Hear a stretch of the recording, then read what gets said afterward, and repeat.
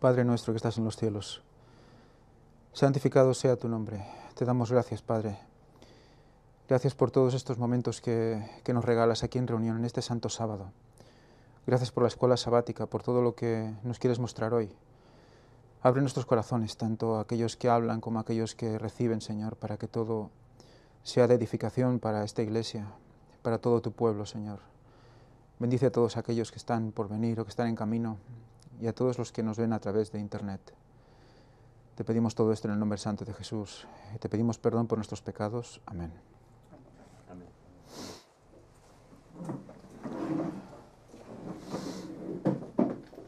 Muy bien, buenos días y feliz sábado. Bienvenidos todos. Hoy vamos a tocar el tema clave, ¿no?, de todo lo que es la religión de Cristo, ¿no? De todo lo que depende la salvación y el creer en el Señor. La justificación por medio de la fe. Vamos a ver unos conceptos que muchas veces pues leemos y no somos conscientes de qué realmente qué significan. Cuando hablemos de justificación, vamos a ir pasando por redención, vamos a ir pasando por expiación, vamos a ir pasando por remisión y también un concepto que es propiciación. Y esto lo hemos leído muchas veces. Seguro que estáis leyendo la palabra de Dios y sale de repente redención, expiación, propiciación, y que nos quedamos como, bueno, más o menos sabemos qué quiere decir, pero no sabemos exactamente el concepto, ¿no? Y realmente eso va a ser importantísimo para ver el papel de Cristo en la vida, de nuestra vida, ¿no? ¿Por qué fue necesario Cristo que viniera a morir por nosotros y a derramar su sangre? Vamos a verlo en esta lección. Vamos a leer el versículo para memorizar que dice: concluimos pues, que Romanos 3:28, que el hombre es justificado por fe sin las obras de la ley. El hombre es justificado por fe sin las obras de la ley. Muchas personas escuchan esto y evidentemente dicen, pues ya no hay que cumplir la ley, ¿verdad? Vamos a analizar qué quiere decir esto de las obras de la ley también, en esta lección. Leemos la introducción porque realmente es muy interesante, la del sábado, porque ante todo, es un resumen de la lección, antes de empezar, para ponerlos en situación. Dice, a partir del segundo párrafo, la frase en sí es una figura basada en la ley. El transgresor de la ley se presenta ante un juez y es condenado a muerte por sus transgresiones. Eso somos nosotros. Somos pecadores por naturaleza, tendemos hacia el mal y por lo tanto nos ponemos ante el juez y ante él somos culpables de nuestras transgresiones. Pero entonces aparece un sustituto. Toma sobre sí las faltas del transgresor y limpia al infractor. O sea que se pone delante del juez, entre el juez y el infractor. Y él recibe todo lo que tendría que recibir el infractor, como sustituto. Esa es la clave del concepto de Cristo, la sustitución. Se pone en lugar nuestro para recibir lo malo y nos ayuda luego a recibir lo bueno con Él, en Él. Al aceptar al sustituto, esa es otra parte importante. Puede haber un sustituto, pero si no aceptas al sustituto, es como si no estuviera. O sea que Él pone todo, pero nuestra parte es aceptarlo. ¿Y cómo lo aceptas? Por fe. El culpable ahora se encuentra ante el juez, no solo libre de su culpabilidad, porque la recibe el sustituto, sino también se considera que nunca cometió las faltas por las que fue llevado ante los tribunales. O sea, no hay rencor. Eso que es tan humano, ¿no? Dice, te perdono, pero no olvido. Yo te perdono, pero todo lo que me has hecho va a quedar ahí por la eternidad, ¿no? Pues no. Dice que se olvida todo lo que ha hecho el transgresor. Y eso es porque el sustituto, que tiene un historial perfecto, no pecador, Cristo no pecó, vida perfecta, le ofrece al transgresor perdonado su propio cumplimiento de la ley. O sea, que el sustituto recibe los palos, recibe lo malo, y su vida buena, su ley guardada, todo lo que él ha hecho bien, lo pone en la cuenta del transgresor. Todo. Lo da todo. Vulgarmente se dice, se come el marrón y luego, además, lo bueno que tiene nos lo da a nosotros. ¿Y el problema cuál es? Que no lo aceptamos. O sea que parece un acto simple, ¿no? Bueno, lo acepto y ya está, pero no es sencillo. Vamos a ver en qué consiste todo esto, ¿no? En el plan de salvación, cada uno de nosotros es el transgresor. El sustituto, Jesús, tiene un historial perfecto. Él se presenta ante la corte en nuestro lugar y su justicia es aceptada en lugar de nuestra injusticia. Por eso somos justificados ante Dios, no por nuestras obras, que vamos a ver que son importantes, pero no son la clave de nuestra justificación. Justificación, la palabra que vamos a ver hoy, ¿qué quiere decir justificación? Porque es importante, si no, no vamos a leer todo esto, no nos vamos a enterar de nada. ¿Qué quiere decir justificación? Justificación por obras sería que... Justificación en general, ¿qué significa justificación?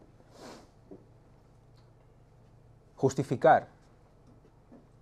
¿De dónde viene? De justicia. De justicia. Y justificar... Me hago justo a través de algo. Exacto. Justificar es hacer justo. O volverse justo. Entonces, si la justificación es por la fe, me vuelvo justo por la fe. Por la fe en Cristo, porque por la fe en Cristo. Exacto. Exacto. Es lo que hemos visto, ¿no? Pero no tus obras. El aceptar ese sacrificio implica fe. Y esa fe es aceptar la justicia de Jesús en ti. Porque Él murió por hacer justicia, que lo vamos a ver también ahora. Vamos a tirar para adelante con esto. Podemos hablar de la justicia hoy. Un tema que muchas veces se obvia. Se habla mucho del amor, pero es que sin justicia, ¿dónde está el amor? Es muy importante eso. Por lo tanto, por eso somos justificados ante Dios, no por nuestras obras, sino por causa de Jesús, cuya justicia se hace nuestra cuando la aceptamos por fe, lo que hemos dicho ahora. No puede haber nada mejor que esta noticia. Él lo pone todo, pone toda la solución, pone todos los medios, pone el camino, abre la puerta. Entonces nos dice, bueno, yo te pongo la puerta, te pongo el camino, es estrecho, pero te aseguro que si tú lo caminas, vas a llegar a buen fin. Entonces nuestro deber es aceptarlo, que hay un camino, y nuestra parte es caminarlo. Porque puede decir, mira, acepto el camino, quiero el camino, pero no voy a caminarlo, porque lo veo muy estrecho, muy angosto, muchas curvas y tal, y no lo voy a caminar, ¿no? Entonces, si no lo caminamos, tampoco nos sirve. O sea que hay que creer, pero también hay que actuar. Y ahí está la parte de las obras. Que luego son obras de fe. Ya no es obras de la ley, es obras de fe. Como consecuencia de la fe, actúas. Como ves que eso te va a llevar a la vida eterna y como ves que te va a llevar al bien, actúas. Entonces el acto, la obra, es consecuencia de esa fe que has tenido. Ese es el concepto general de la lección que vamos a ver hoy. La fe es un pack, ¿no? La fe es un pack que no solo es el hecho de creer en algo, sino que implica muchas otras cosas, ¿no? Es un conjunto de cosas que tú te entregas a ellas y eso te va transformando el carácter, ¿no? Por tanto, claro, tener fe a veces lo relacionamos muy directamente con el hecho de, bueno, de que crees en algo, ¿no? Pero va más allá, es también implicarte totalmente en ese algo que crees, ¿no? Hay una diferencia entre creer y tener fe. dice la palabra de Dios que los demonios creen y tiemblan. O sea, los demonios saben que Dios existe y creen en Dios. Creen en todo lo que está escrito. De hecho, lo saben más que nosotros. Todos lo saben más que nosotros. Pero ¿creen a Dios? No. Porque sus obras son otras. No van acorde con la... No van acorde. ¿Eh? O sea, ellos creen en Dios, pero no tienen fe en lo que Dios dice. Entonces no lo aplican a su vida. Esa es la diferencia. Y tampoco lo aceptan. A veces simplemente no, hablamos de creyentes, pero... Para una cosa, yo, perdón. Mm, Que también para no solo creer, sino tener fe, hay que aceptarlo. claro. Y aceptarlo significa obrar en armonía con su ley. Claro. Y si ellos hicieran eso, o sea, obrar en acorde con su ley, estarían, digamos, traicionando al que los llevó a la caída, Ujú. de alguna forma. O sea, ellos ya eligieron rebelarse contra Dios, entonces mejor que ellos no, o sea, mejor que ellos no hay nadie que conozca a Dios, mejor que los humanos, digámoslo, ¿no? Porque han estado con él, pero se rebelaron de alguna forma, entonces es porque están en contra. Lo conocen, pero no lo aceptan, igual que nosotros tenemos la oportunidad de aceptarlo, ¿no? Ujú. Y Exacto. nos está demostrando de que es No, y además que es la vida, porque es donde está en armonía el universo, porque donde ellos están gobernando es donde reina el caos. O sea, que es que tampoco hace falta ser muy listo para tener una buena excusa para tener la fe de Cristo, para aceptarla. No, es que además, los demonios, Satanás, tienen todo el conocimiento que se puede tener, ¿no? Y entonces nosotros a veces nos obsesionamos con conocer, ¿no? Conocer cosas, ¿no? Pero es que el conocimiento en sí mismo no es la salvación, sino conocerlo y hacerlo, y aceptarlo y usarlo y vivirlo, ¿no? Entonces sí que ahí la estás viviendo.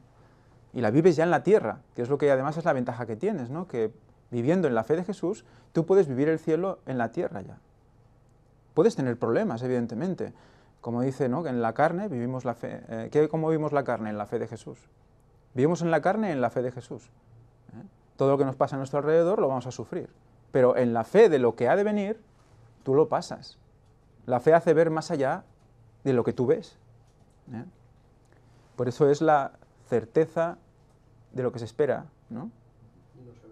Y la convicción de lo que no se ve. Lo define así la fe, en la Biblia. La certeza de lo que se espera y la convicción de lo que no se ve. Por lo tanto, implica profecía, implica conocer la profecía, saber que ha de venir. Si no la conoces, por lo tanto, implica razón. No puedes tener fe sobre esa profecía. Es muy importante eso, porque en White nos habla de la fe ciega. No puede ser ciega. La fe ciega no es fe real. Es autoconvicción de una cosa.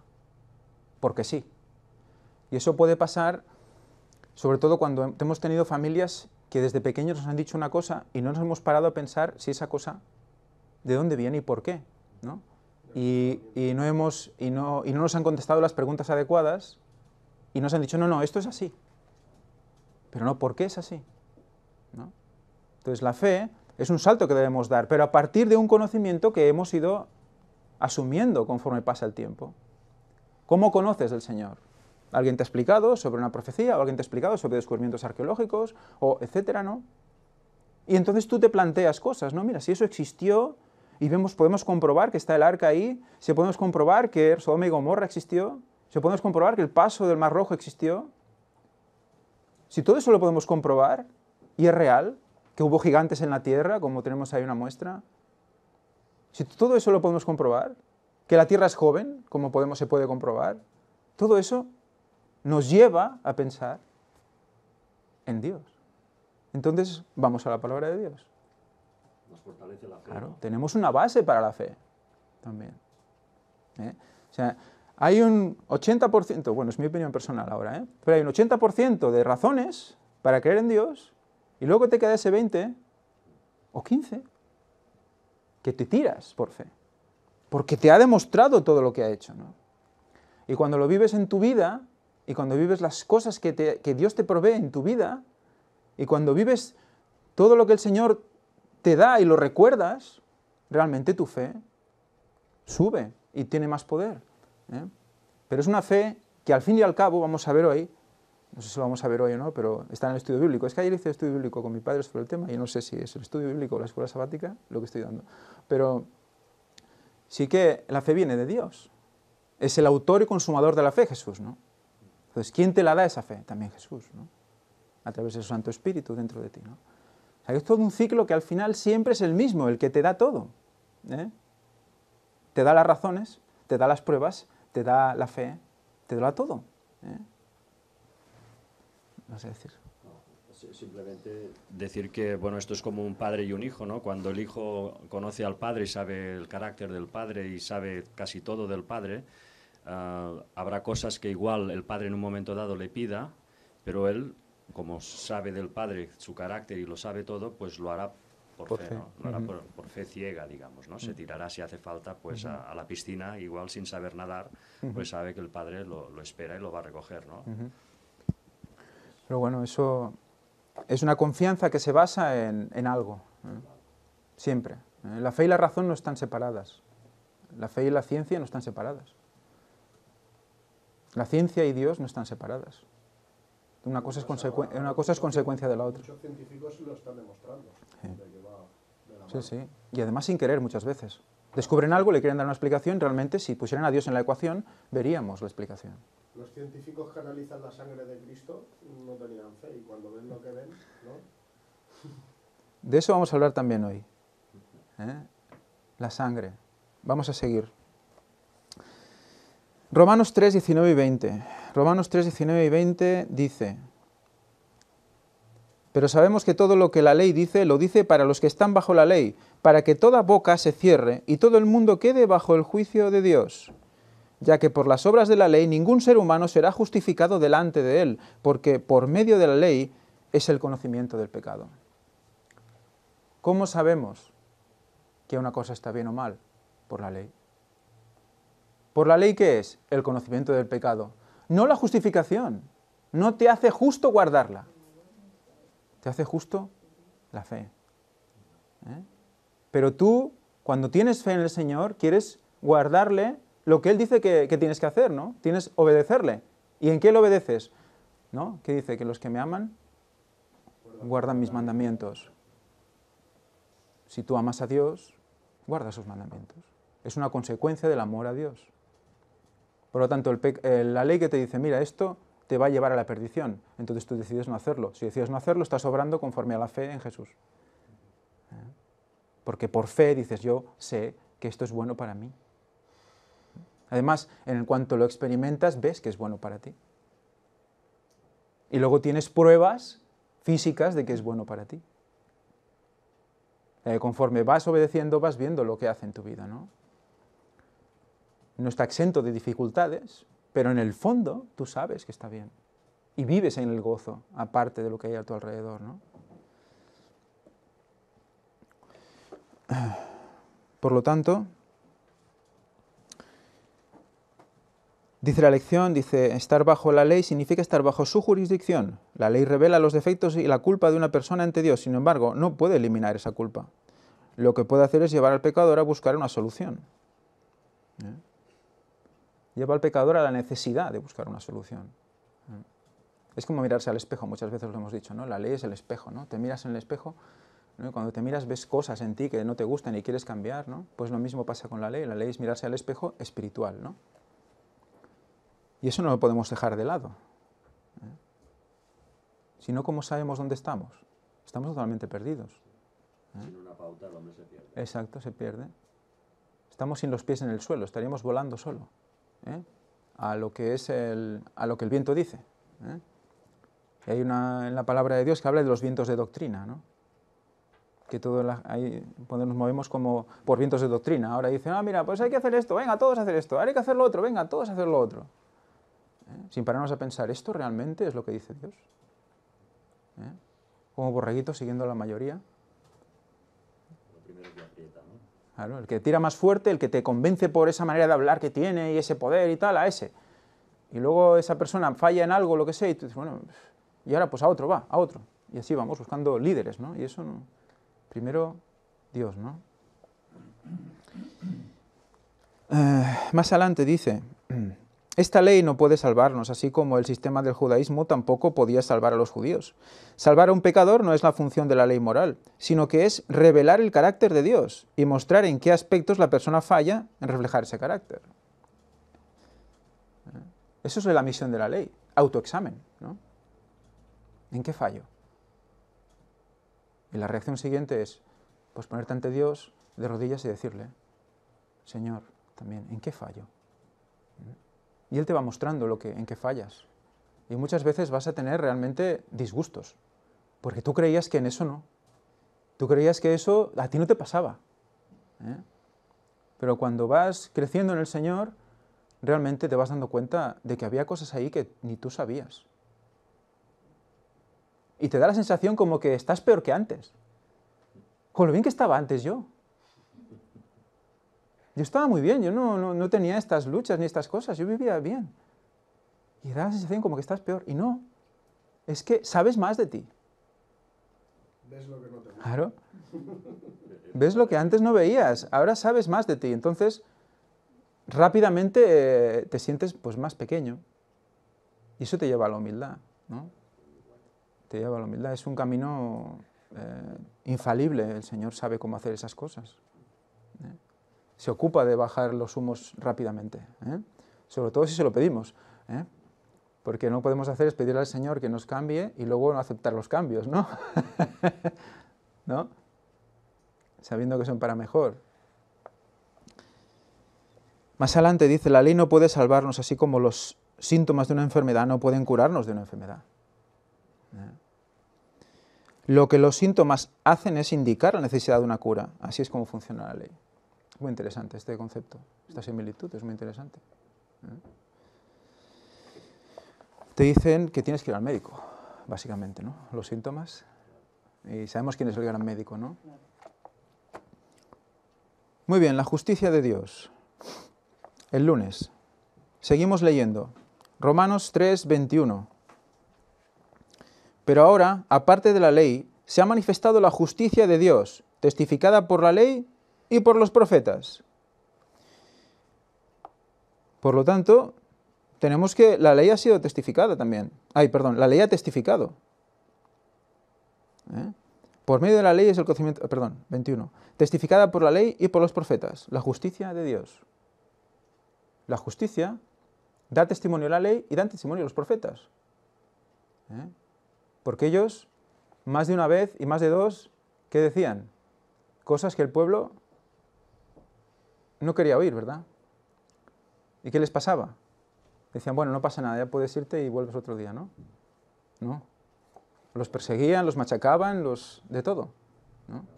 Acababan mal, ¿no? Incluso recordemos Balaam, ¿no? Que le decían, profetiza mal contra este pueblo, profetiza mal contra este pueblo.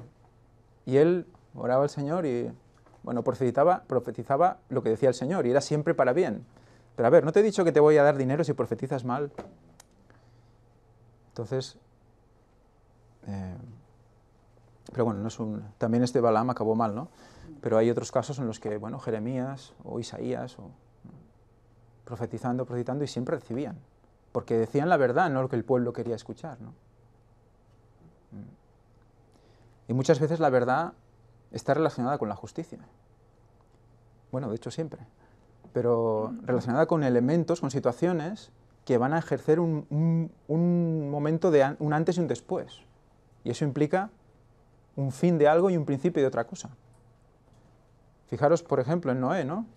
120 años predicando, oye, que va a venir el diluvio. Claro, no había llovido nunca, la gente, ¿cómo?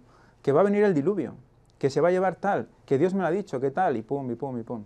Y explicando, porque la maldad de la humanidad ha llegado hasta el límite, pam, 120 años. ¿Y qué estaba predicando?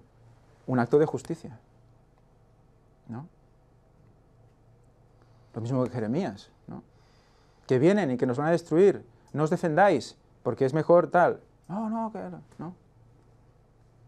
En el año 70 igual, ¿no? También era una profecía. Llegó Tito, lo destruyó todo. Pero el Señor puso antes una salvación, para que pudieran salir antes de que se destruyera la ciudad. Pero fijaros cómo las profecías tienen puntos que siempre están relacionados con la justicia. Por lo tanto, la justicia se da y no se puede obviar.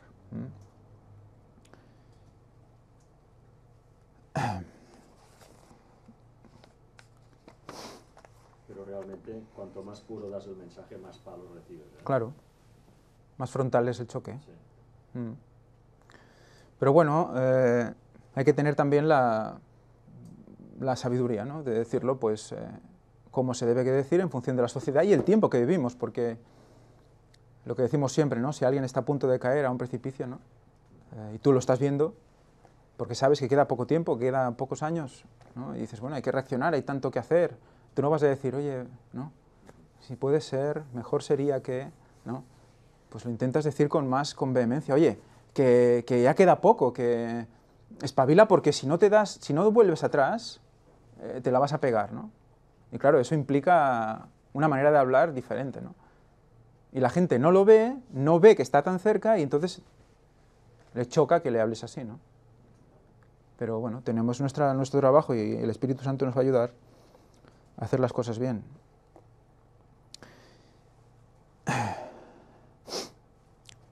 Hemos leído 3.21. Dice la lección del 3.21, más adelante, en el segundo párrafo. Por supuesto, esta es la justicia que Jesús obró en su vida mientras estuvo aquí, en cuerpo humano. Una justicia que les ofrece a todos los que la aceptan por fe y la reclaman para sí. No porque la merezcan, sino porque la necesitan. Eso es muy interesante, ¿eh? El concepto este muchas veces lo olvidamos. O sea, el sacrificio de Jesús, creer en Él, en su sacrificio, no es una opción. No es una opción. Es decir, va, yo voy a creer y tú... No, es una necesidad. Es necesario. Y vamos a ver por qué. Mensajes selectos dice, la justicia es obediencia a la ley. Más adelante, en el centro de la lección. La justicia es obediencia a la ley. Una clara definición. La ley demanda justicia y ante la ley el pecador debe ser justo, pero es incapaz de serlo. La única forma en que puede obtener la justicia es mediante la fe. Por fe puede presentar a Dios los méritos de Cristo. Y el Señor coloca la obediencia de su Hijo en la cuenta del pecador, como he dicho antes, ¿no? Por fe tú es como que te fusionas a Jesús, ¿no? Y Él se queda lo malo y te da lo bueno. Y ya la obediencia que Él tiene pasa a ser tuya, eres uno con Él, somos uno con Él, la misma palabra lo dice, ¿no? Uno en mí, ¿no?, como yo soy en el Padre, ¿no? Somos uno con Él. Sí, escondes todo lo malo en Él. De hecho, también ese concepto el Nahuel lo muestra así. Hablando de Juan, dice que escondía todos sus defectos en Cristo. La justicia de Cristo es aceptada en lugar del fracaso del hombre, y Dios recibe, perdona y justifica al alma creyente y arrepentida. La trata como si fuera justa y la ama como ama a su Hijo. El Padre ya no nos ve a nosotros, sino que ve a Jesús. Y ahí está la fusión completa. La verdadera unión.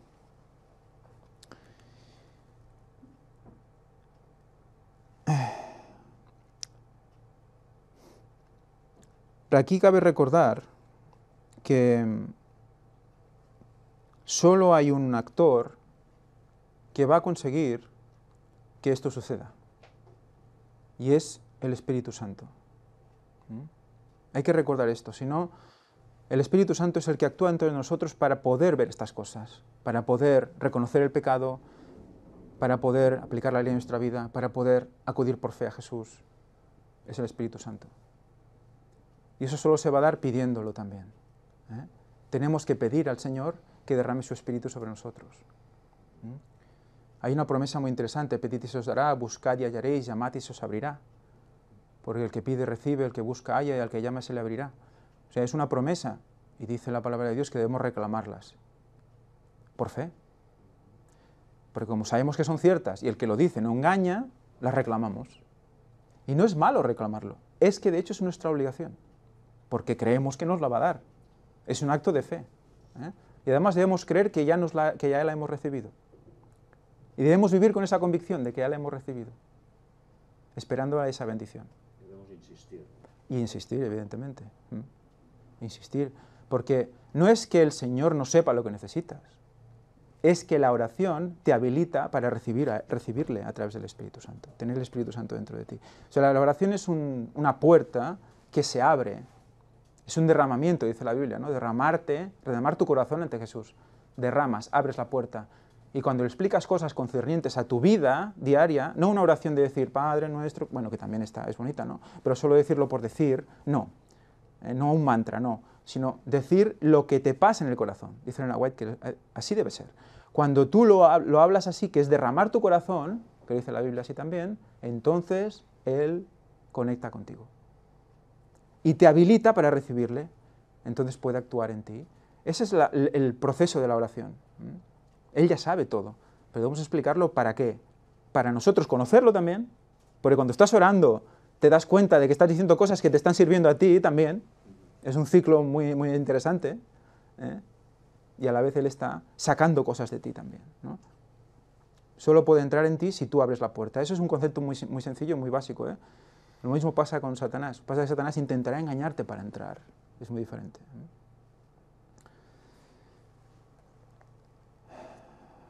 De hecho, todos los Moisés y las personas que se retiran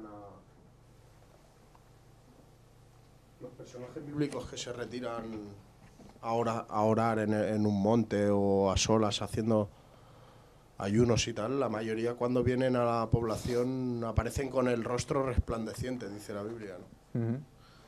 Porque es uno de los momentos, igual que el bautismo, es uno de los momentos donde el hombre se pone bajo el manantial de Dios, ¿no?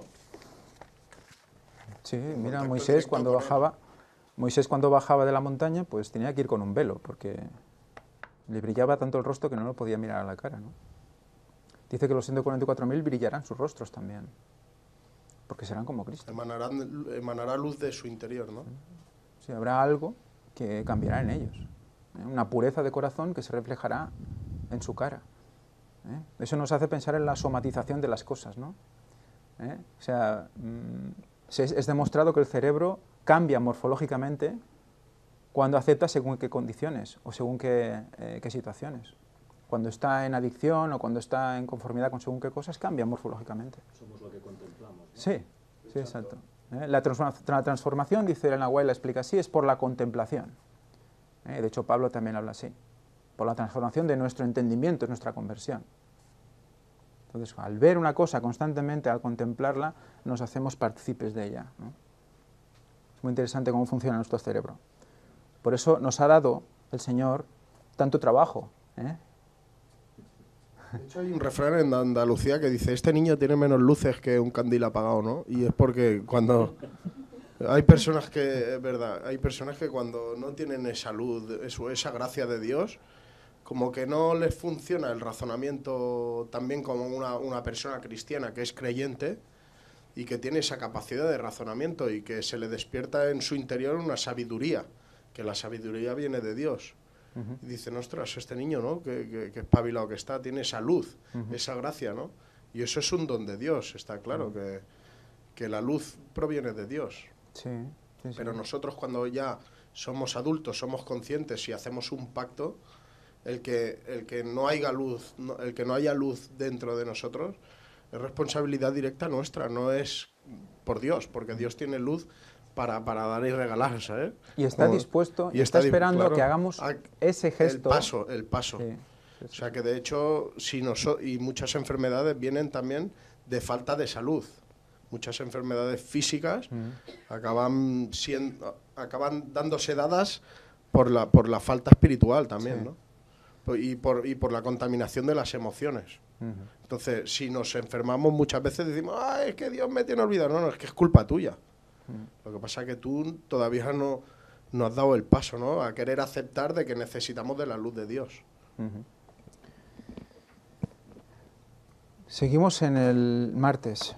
El martes nos hace leer Romanos 3, siguiendo con la lectura, Romanos 3, 24. Bueno, seguimos por el 23 y acabamos en el 24. Dice, por cuanto todos pecaron y están destituidos de la gloria de Dios, siendo justificados gratuitamente por su gracia, mediante la redención, una de las palabras que hemos hablado al principio, que es en Cristo Jesús. Siendo justificados gratuitamente por su gracia, justificados hemos dicho que era hacer justos, por lo tanto nos hace justos por su gracia. ¿Qué es gracia? Porque quiere, por su favor, ¿no? La gracia es regalo, es dádiva, es don. Por lo tanto, ¿nos hemos ganado eso? No, nos lo da. Nos lo da. Mediante la redención que es en Cristo Jesús. Esto es básico. Vamos a leer lo que significa redención. Eso está en el diccionario. Redención viene de redimir. Dice, rescatar o sacar de la esclavitud al cautivo mediante precio. Esa coletilla es muy importante porque muchas veces se está diciendo, bueno, Dios es bueno, evidentemente es bueno, Dios nos salva a todos, Dios nos perdona todo, hagamos lo que hagamos, porque Él es bueno. Entonces nos coge y nos salva. Bueno, vale, es bueno, pero aquí dice que hay un precio, No es la cosa así porque sí, hay un precio. ¿Y por qué hay un precio? Porque hay una ley que dice que hay que pagar por los pecados, ¿no?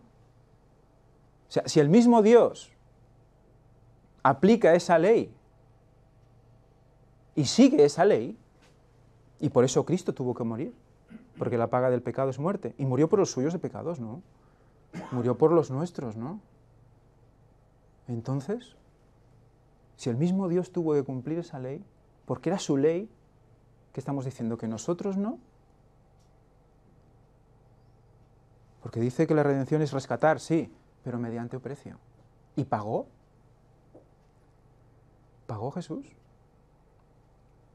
Pagó con su muerte. Y pagó con su sangre. Y vamos a ver la sangre, que es importantísima también en esto.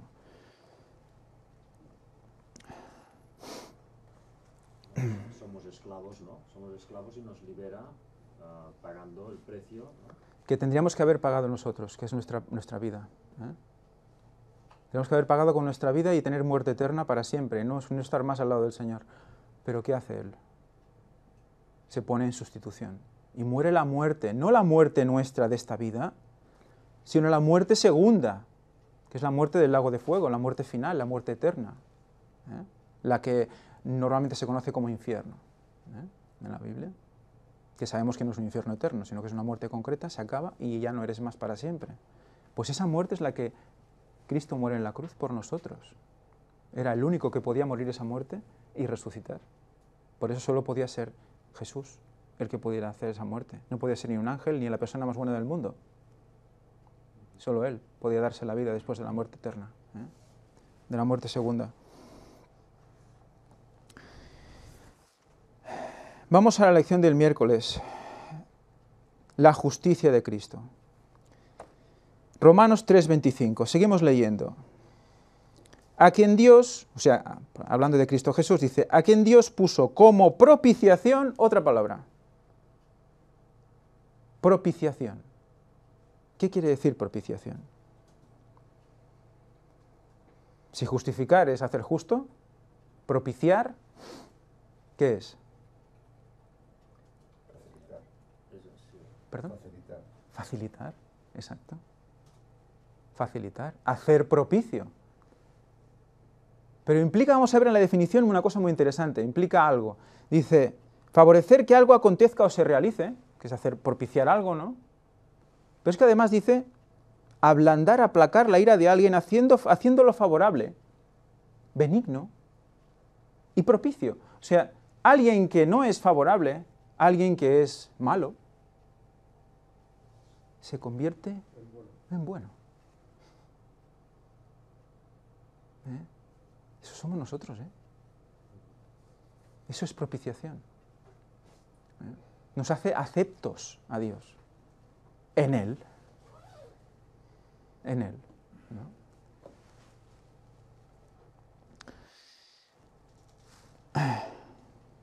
Y vemos que esa palabra, propiciación, hilasterion, resulta que es la misma palabra que se utiliza para propiciatorio. ¿Y qué era el propiciatorio?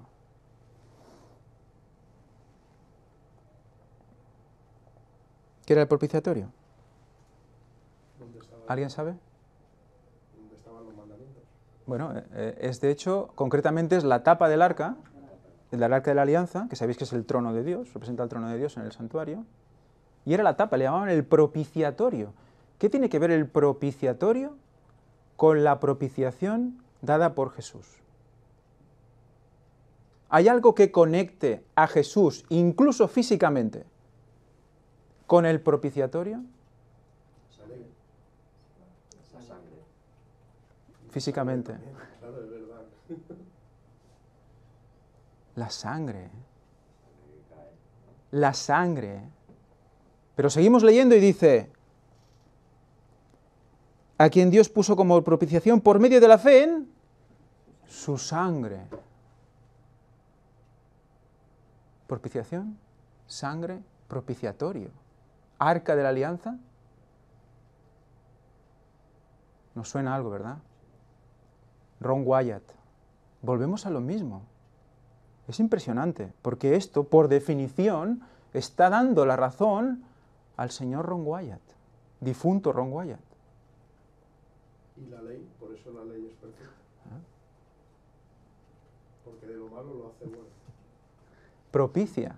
O sea, transporta, porque otra cosa está la parte real de todo lo que pasó. Cristo al morir resucita y transporta su sangre, la transporta como, digamos, ofrenda de su sacrificio al santuario celestial cuando Él resucite, va al cielo.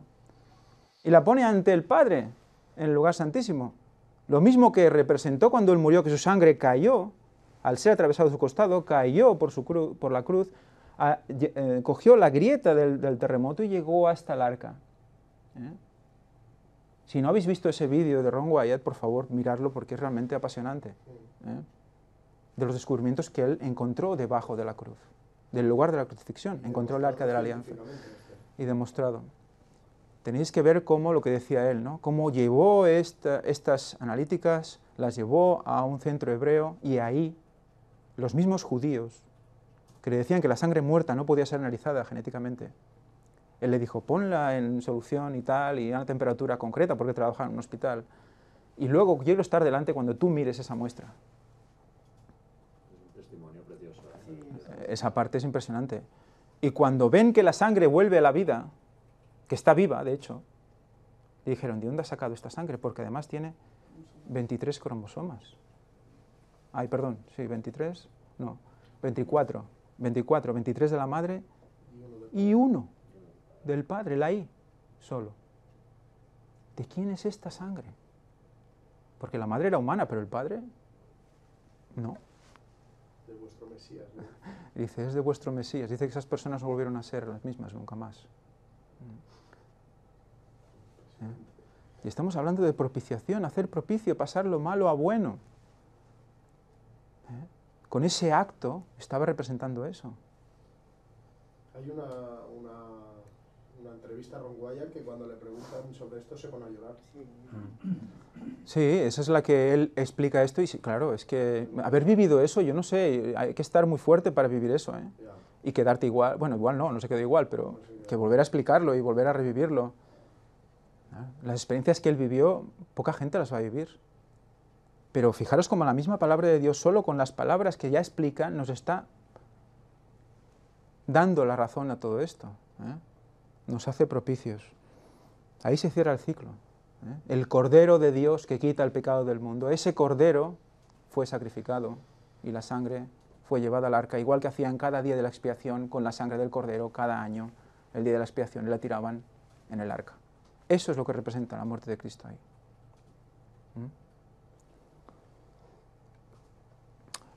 Muy bien. Por medio de la sangre. Por lo tanto, vamos a leer un párrafo de esta lección miércoles, el párrafo que está en el medio. Dice la palabra griega también para pasar por alto, porque siguiendo aquí leyendo, veis como dice, por medio de la fe en su sangre, dice, para mostrar su justicia a causa de haber pasado por alto en su paciencia los pecados cometidos anteriormente. Si volvemos a leerlo completo, dice, a quien Dios puso como propiciación por medio de la fe en su sangre, para mostrar su justicia a causa de haber pasado por alto en su paciencia los pecados cometidos anteriormente. O sea, el Señor, en su paciencia, pasa por alto los pecados. Pero dice, bueno, va, no pasa nada, yo os perdono y ya está. ¿Dice eso? La ley os habéis cargado la ley, la habéis, digamos, pifiado, y yo os perdono y ya está. Bueno, si hubiera hecho eso, bueno, ¿hizo eso? No, hay que hacer todo un plan de salvación, ¿no? Porque si hace eso, entonces su ley no sirve. Él mismo no la hubiera cumplido. Para que pase por alto, y como tengo mucha paciencia, os la pasaré por alto, pero alguien tiene que pagar por esto, porque la ley dice eso. Y si es mi ley y es perfecta, entonces es cuando Jesús se ofrece en nuestro favor. Yo me ofrezco. Él se ofreció en nuestro favor, para pagar por nosotros. Y ahí tenemos la oportunidad de volver otra vez al cielo. Por el derramamiento de su sangre. Pagó. O sea que tiene un precio. Todos los conceptos tienen un precio. Dios es bueno, Dios nos da todo, pero es a través de la muerte de Cristo que tenemos acceso a. Es muy interesante eso, no es pim pam, no. A través de la muerte de Cristo. ¿Qué dice Él? Yo soy la puerta, ¿no? Yo soy el camino, la verdad y la vida, ¿no? Todo eso es. La justicia, sin justicia, no hay acceso al cielo. Por esa justicia, Cristo no habría muerto por nosotros. No habría justicia. ¿Y no es eso un acto de amor también? Bueno, hay un versículo que dice que no hay amor más grande que el que pone su vida por sus amigos. Ajá. Y Él nos llama amigos, Él nos llama hermanos. Y hermanos, sí, sí. Es el amor más grande, ¿no? Bueno, Dios también nos demuestra que solo lo perfecto funciona, ¿no? Si en la perfección hay un 0,00001% que es imperfecto, ya no es perfecto. Y por lo tanto, Dios hace todo para que todo vuelva a coger la armonía necesaria, ¿no? La perfección. Hay un libro de Fernando Chaik que recomiendo, muy cortito, que recomiendo que todos lo leáis, Preparación para la crisis final. Al principio del libro hay una serie de esquemas muy gráficos que explican todas estas cosas y realmente a mí me ayudó muchísimo a tener los conceptos claros. Porque lo que decías tú, ¿no? La justicia. Hay una parte que nosotros ya tenemos en el nivel básico de cristiano que es la justicia imputada, que le llaman. Que es la justicia que por la cruz la tenemos. Tenemos acceso por la cruz. ¡Pam! Ya está. Pero luego está la justicia impartida, que es lo que queda hasta la perfección. Lo que queda hasta la perfección, que eso nosotros no lo podemos añadir. En nuestra vida diaria, en la santificación, hay una justicia que nosotros debemos, para ser perfectos, debemos cumplir diariamente. Pero como somos imperfectos, ¿quién cubre esa diferencia entre nuestra perfección y la perfección absoluta de Dios? ¿Quién la cubre? Cristo. Cristo es justicia en general. Te da la imputada para que puedas acceder al cielo. Y dice, bueno, vive en esa justicia. Pero tú tranquilo, que la que te falte para llegar a la perfección, yo la pongo. Entonces somos justos en Él, justificados. Desde el principio hasta el final. Aunque tú vayas subiendo en tu nivel de cristiano, que tú tampoco sabrás cómo estás, ¿no? Pero respecto de Dios, Él sabe, ¿no? Tú vas acercándote al Señor, pero hay una parte que nunca llegas a la perfección total, ¿no? Y la pone Jesús también. Y esa es la que ve Dios, Padre. Ve la justicia completa, ve al santo justo y bueno. Bueno, hay una frase que dice, ¿no?, en la lección. Pasar por alto de ningún modo es ignorar los pecados, sino que Dios puede pasar por alto los pecados del pasado porque Cristo ha pagado el castigo por los pecados de todos mediante su muerte. Claro, si no, no. Ese es el verdadero significado del perdón. ¿Veis que si Cristo no está y hace eso, no es posible? ¿Veis que la muerte de Cristo, vemos que la muerte de Cristo es la ley en sí misma? ¿Cómo vamos a estar sin ley? Sin ley no hubiera sido necesario que Cristo muriera. Imposible. Entonces tenemos propiciación, que es hacer propicio, pasar de malo a bueno. Tenemos redención. ¿Qué era redención? ¿Os acordáis de redención? ¿Qué era? ¿Redención? Cuando leemos redención, ¿quién nos recuerda? Pues eso tenemos que recordar. ¿Redimir qué sería? Bueno, Rescatar. Redención es rescate, sacar de esclavitud mediante precio. ¿Otra vez? Yo te rescato. Pero es que yo quiero rescatarte y por gracia te rescato, pero para no incumplir mi propia ley, tengo que pagar un precio. Es que es increíble, ¿ves? Otra vez el concepto siempre es el mismo. Hay un medio por el cual soy rescatado, soy perdonado, soy pasado de malo a bueno. Y es Cristo. Justificación por la fe en ese mediador. ¿No? Expiación. Otro concepto. ¿Qué es expiación? A todos nos suena, ¿verdad? Yo tengo chuleta, tengo ventaja, ¿eh? O sea que... No. Expiación. ¿Qué es expiación? Bueno, cuando lo pasas muy mal, ¿no? Para poder recomponer algo que se ha roto, ¿no? Sí.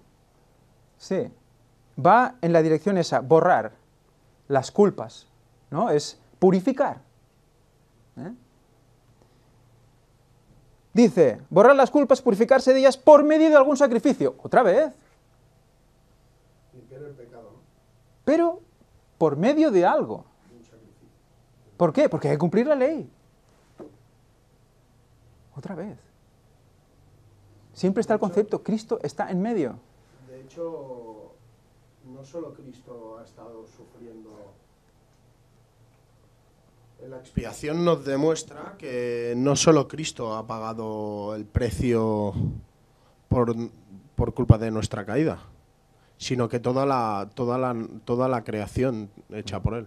Claro. Porque los corderos, ¿qué culpa tenían de que nosotros fuéramos pecadores? Y sin embargo, Cristo hizo una naturaleza, hizo un mundo, hizo una creación perfecta para que el peso del pecado lo fuera pagando esos seres creados por Él poco a poco durante generaciones, porque millones y millones de sacrificios se han hecho para que el pueblo de Israel pudiera preparar un pueblo digno para la preparación del Mesías en el año 0, ¿no? Cuando viene Cristo. Bueno, hay que tener porque si el pueblo hebreo no fuera pagado, no fuera expiado sus pecados, el pueblo estaría aún más degenerado de lo que estaba. Y luego la naturaleza en sí, el desequilibrio que hay en el planeta. Sí. O sea que... Y luego ya lo culminante es cuando Cristo carga encima suyo la suma del pecado de toda la humanidad. O sea, que es un plan perfecto, volvemos a lo mismo, pero que tiene una profundidad brutal, ¿no? No es solo expiación, el pago del pecado, no. Tiene una profundidad brutal esa palabra también, ¿no? Pasa que, recordemos, el pecado no es parte de un plan, ¿eh? No. El pecado es consecuencia de desobediencia. Claro, exacto. Eso... Bueno, el plan de Dios es el plan perfecto para restaurar digamos, el daño provocado por el pecado, está claro. También esta definición de expiar dice purificar algo profanado, como un templo. Es muy interesante este concepto también, porque el templo se profanó o no se profanó en Jerusalén. Recordad que alguien sacó un látigo en el templo, ¿eh? ¿Quién fue? Jesús mismo, ¿eh? Justicia divina ahí. ¿Y el templo del cuerpo? El templo del cuerpo está corrompido. Es muy interesante esto también, ¿eh?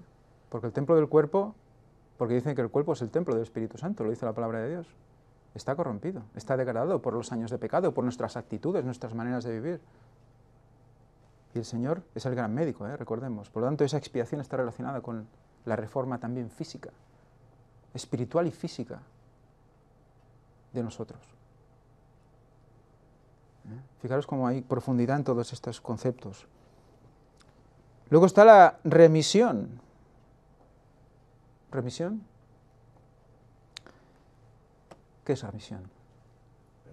Perdón. Sí, Señor. Fijaros todo lo que pasa en la cruz, ¿eh? Todas esas palabras juntas y luego justificación. Por lo tanto, propiciación, pasar de malo a bueno, redención, ¿qué era? Un rescate, ¿no? Pagar un rescate. Expiación, que era purificar y borrar pecados por precio. Remisión, perdonar pecados. Y justificación, que es una consecuencia de todo esto, ¿no? Que es hacernos justos. Todo eso pasa en la cruz. Todo, en la figura de Cristo, ¿no? Eso es justificación por la fe. Eso es amor. Por fe tenemos todo esto, ¿eh?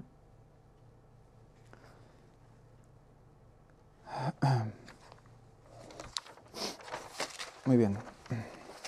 Vamos a ir acabando ya. El jueves nos hace seguir leyendo Romanos 3:28. Concluimos, pues, que el hombre es justificado por la fe sin las obras de la ley. Entonces, ¿las obras no son necesarias? Sí, son necesarias. Fijaros lo que dice aquí en los siguientes párrafos. Voy a leer los 3 párrafos, pero el último es una cita de Elena White. Es que la verdad es que esta lección está muy bien explicada. Es para leérsela tranquilamente, de lo que explica aquí el que la presenta, porque te deja los conceptos muy bonitos, muy claros. Dice, en el contexto histórico de Romanos 3:28, Pablo hablaba de la ley en el sentido amplio del sistema del judaísmo, sin importar cuánto se esmeraba un judío para intentar vivir algo bajo ese sistema. No podía ser justificado si no aceptaba a Jesús como el Mesías. Ese era el problema que se encontraba Pablo aquí. ¿Cómo explicarles el Mesías a los judíos que estaban tan metidos en cumplir su ley, en guardar su ley? O guardar la ley, perdón. Romanos 3:28 es la conclusión que Pablo hace de su afirmación de que la ley de la fe excluye la jactancia. Si un hombre es justificado por sus propias acciones, puede jactarse de ello. Imaginaros que eso fuera por obras, la salvación, la justificación. Yo hago más que tú. Yo soy más justo que tú. ¿Y tu corazón dónde queda, no? De arrepentirte, te vas para arriba. Sí, sí. Subes para caer en vez de bajar para subir, ¿no? Sin embargo, cuando es justificado porque Jesús es el objeto de su fe, el crédito indudablemente pertenece a Dios, que justificó al pecador. ¿Vamos a leer esto? Sin embargo, cuando es justificado porque Jesús es el objeto de su fe, el crédito indudablemente pertenece a Dios, que justificó al pecador. Si nosotros ponemos la fe en Jesús y vemos todo lo que nos proporciona, hemos leído todo, el perdón, la limpieza, todo, el rescate, si tenemos fe en eso, ¿de quién es el mérito? Mío no. Él lo ha puesto todo, sustituto, recibe lo malo, me da lo bueno, y encima soy yo el que lo ha hecho, ¿no? No tiene sentido. Elena de White da una interesante respuesta a la pregunta. Dice, ¿qué es la justificación por la fe? Ella escribió, es la obra de Dios que abate en el polvo la gloria del hombre y hace por el hombre lo que éste no puede hacer por sí mismo. ¿Qué definición, Hace por el hombre, Dios hace por el hombre lo que él no puede hacer por sí mismo. ¿Creemos eso? Y lo sentimos. Hay que vivir eso. Por lo tanto, al final dice también un párrafo interesante, el argumento de Pablo es que aunque la obediencia a la ley no es el medio para la justificación, la persona que es justificada por la fe sigue guardando la ley de Dios y de hecho es la única que puede guardar la ley. Fijaros el juego, ¿no? La ley no te justifica, pero la justificación por la fe hace que guardes la ley. ¿Eh? Uno no es la causa, sino es el efecto. La ley no es la causa, sino es el efecto. De tener fe, de ser justificado por la fe. Porque esa fe está basada en un sacrificio que cumple la ley. Es un pez que se muerde la cola constantemente. ¿Eh? El medio fue ese sacrificio, si no, imposible. De hecho, es la medicina que necesitamos para poder sanar la enfermedad del pecado. Exacto. Ahí no hay otra. Y es la medicina que es directa de Dios, no es el sucedáneo que te quiere vender el mundo. Venga, ¿quién quiere leer las citas de Elena White del final? Hay 2 citas. ¿Quién las quiere leer? Venga, alguien que tenga la lección, claro, si no, no...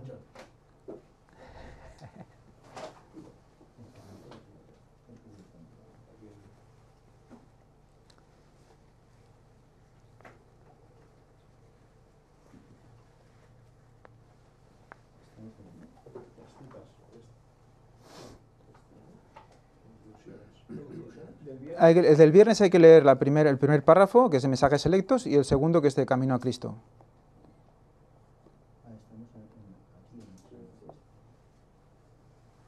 Aunque la ley no puede remitir el castigo del pecado, sino cargar al pecador con toda su deuda, Cristo ha prometido perdón abundante a todos los que se arrepienten y creen en su misericordia.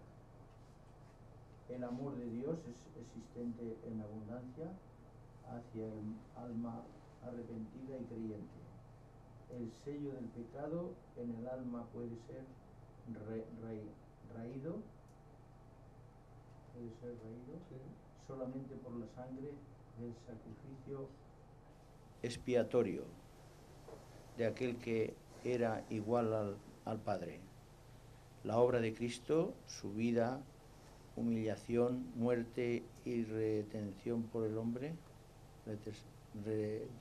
intercesión por el hombre perdido, magnifican la ley y la hacen honorable.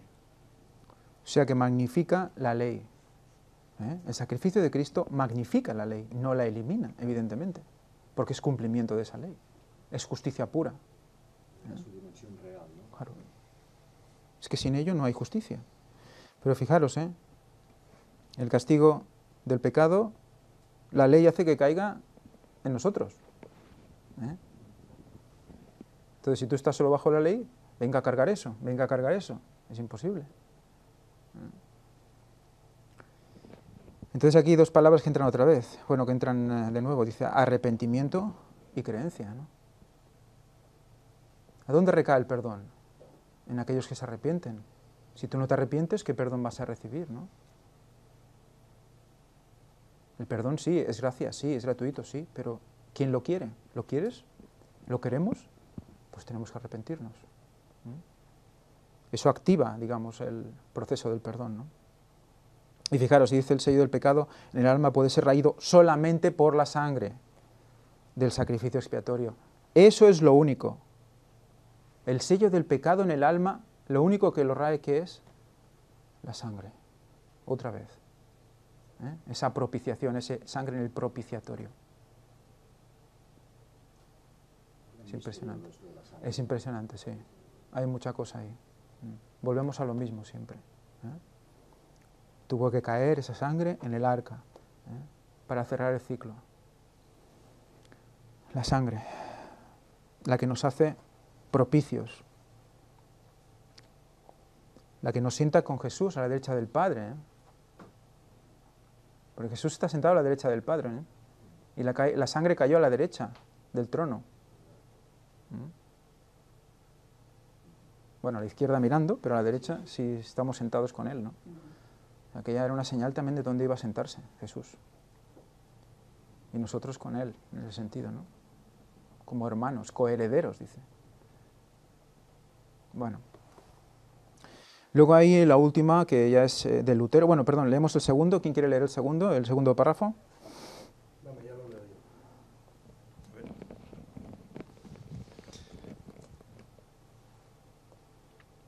El carácter de Cristo toma el lugar del tuyo y eres aceptable delante de Dios como si jamás hubieses pecado. El carácter de Cristo toma el lugar del tuyo. Y eres aceptado delante de Dios como si jamás hubieses pecado. Eso es... Recordad que nuestro carácter es lo único que nos va a llevar al cielo, ¿no? Entonces, si el carácter que sustituye al nuestro es el de Jesús, ¿qué carácter vamos a llevar al cielo? El de Jesús. El suyo. El perfecto. Por fe, sí. Es interesante, ¿no? Y ya para acabar, cuando el apóstol dice que somos justificados sin las obras de la ley, no habla de las obras de fe y de la gracia. Fijaros, hay una cosa que es obras de la ley, otras obras de fe y de la gracia, porque el que hace esas obras no cree que es justificado por hacer estas obras. Al hacer esas obras de fe, el creyente busca ser justificado por fe. Lo que el apóstol quiere decir con las obras de la ley son las obras en las que confían los que se creen justos, como si al hacerlo fuesen justificados, y por lo tanto fuesen justos debido a sus obras. En otras palabras, si bien hacen lo bueno, no buscan la justicia. Es muy diferente hacer lo bueno que buscar la justicia.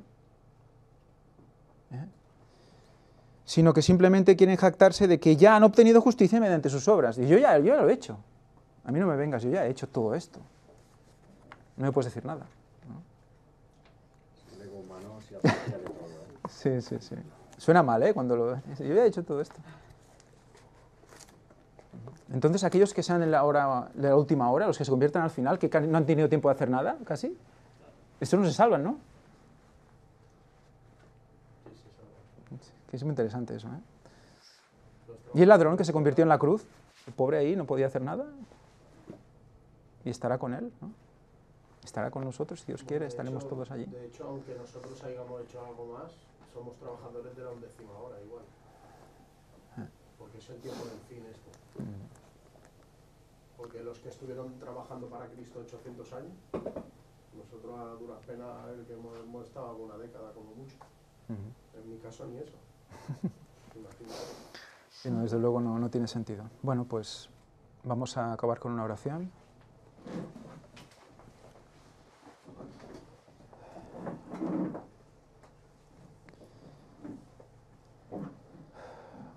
Padre nuestro que estás en los cielos, santificado sea tu nombre. Te damos gracias, Señor, por todo lo que nos has mostrado hoy. Gracias por tu longanimidad, tu gracia, tu misericordia, por todos esos conceptos que tenemos que comprender, que pasaron en la cruz. Gracias por ver que tú eres el medio por el cual podemos acceder al cielo. Gracias por ver que es imprescindible comprender eso. Te pedimos perdón por nuestros pecados y te lo pedimos todo en el nombre santo de Jesús. Amén.